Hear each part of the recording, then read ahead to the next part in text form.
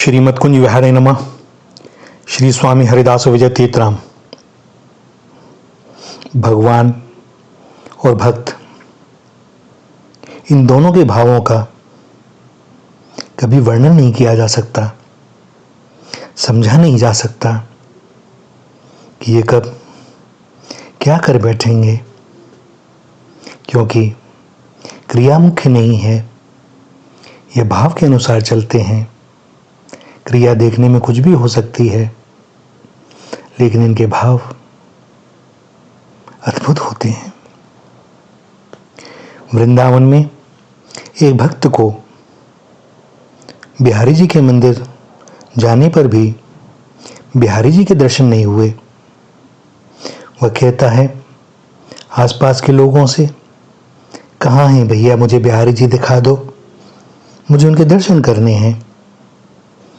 आसपास खड़े लोग कहते हैं, अरे भैया, बिहारी जी तो तुम्हारे सामने ही खड़े हैं। पर वह बोला कि भाई, मेरे को तो नहीं दिख रहे। लोगों ने सोचा अवश्य कोई पागल है, बाबरा है। सामने ठाकुर जी हैं, बार बार पर्दा आता है, बार बार पर्दा हटता है, सब लोगों को दर्शन हो रहे हैं, और ये कहता है कि भैया मेरे को दर्शन नहीं हो रहे। अब भला इसे कौन समझाए? कहीं सूरदास तो नहीं है? किंतु देखा नहीं, सूरदास तो नहीं है, तो फिर भला इसको क्यों दर्शन नहीं हो रहे? होगा कोई प्रारब्ध। उस व्यक्ति को 3 दिन हो गए, वह नित्य बिहारी जी जाता, पर उसे दर्शन ना होते। तब उस व्यक्ति ने विचार किया कि सबको दर्शन होते हैं, सब कहते हैं कि वो सामने खड़े हैं और मुझे दिखाई नहीं देते।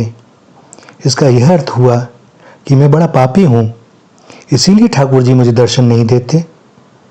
अतः मेरा जीवन व्यर्थ है, मुझे यमुना जी में जाकर डूब जाना चाहिए।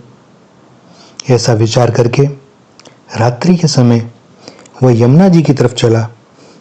वहाँ यमुना जी के पास किनारे पर एक और एक कोढ़ी सोया हुआ था।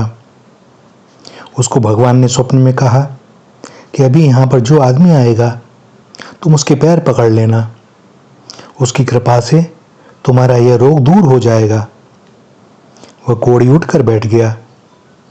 जैसे ही वह भक्त वहाँ आया, उस कोढ़ी ने उनके पैर पकड़ लिए और कहा कि मेरा कोढ़ दूर करो। भक्त बोला कि अरे, मैं तो बड़ा पापी हूँ, ठाकुर जी तक मुझे दर्शन नहीं देते, तो मैं तुम्हारा कोढ़ कैसे दूर कर सकता हूँ? उन्होंने बहुत प्रयत्न किया कि कोढ़ी से पीछा छूटे और वे यमुना जी में जाकर अपनी देह को छोड़ दें, परंतु कोढ़ी ने उनको छोड़ा नहीं। अंत में हार कर कोढ़ी ने कहा, अच्छा तुम इतना कह दो कि तुम्हारा कोढ़ दूर हो जाए। वह बोला कि इतनी भी हमारी योग्यता नहीं है, किंतु जब कोढ़ी ने कहा कि ऐसे तो मैं न छोड़ूंगा, तब उन्होंने कह दिया, ठीक है भैया, तुम्हारा कोढ़ दूर हो जाए। और ऐसा कहते ही क्षण मात्र में उसका कोढ़ दूर हो गया। तब उसने स्वप्न की बात उस भक्त को सुनाई कि भगवान ने ही कुछ समय पहले स्वप्न में मुझे ऐसा करने के लिए कहा था। यह सुनकर भक्त ने सोचा कि आज नहीं मरूंगा, और लौटकर पीछे आया। प्रातः बिहारी जी के दर्शन करने पुनः गया, तो सामने मुस्कुराते हुए अनियारे नैनों वाले बिहारी जी खड़े हुए थे। उसने अपनी आंखों में अश्रु भरकर पूछा ठाकुर जी से कि महाराज, 3 दिन से आ रहा हूं और आप दर्शन नहीं देते। ठाकुर जी ने कहा, तुमने पूरे जीवन भर मेरे सामने अपनी कोई मांग नहीं रखी, मेरे से कभी कुछ चाहा नहीं, अतः मैं तुम्हें कैसे मुख दिखलाता? अब तुमने कह दिया कि उस व्यक्ति का कोढ़ दूर कर दो, तो अब मैं तुमको मुंह दिखाने लायक हो गया। इसका क्या अर्थ है कि जो कुछ भी नहीं चाहता, भगवान उसके दास हो जाते हैं। हनुमान जी ने भगवान का कार्य किया तो भगवान उनके दास ऋणी हो गए।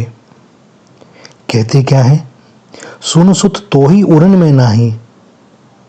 और भरत जी से कहते हैं, भरत भाई कपि से उड़न में हम नाही। सेवा करने वाला बड़ा हो जाता है और सेवा कराने वाला छोटा हो जाता है, परंतु भगवान और उनके प्यारे भक्तों को छोटा होने में तनिक भी लज्जा संकोच नहीं होता। वे जान करके छोटे होते हैं, छोटे बनने पर भी वास्तव में वे छोटे होते ही नहीं, और छोटा होने से उनमें बड़प्पन का अभिमान कभी आ ही नहीं सकता। ऐसे होते हैं भगवान और ऐसे होते हैं उनके दास। श्री राधा श्री राधा श्री राधा।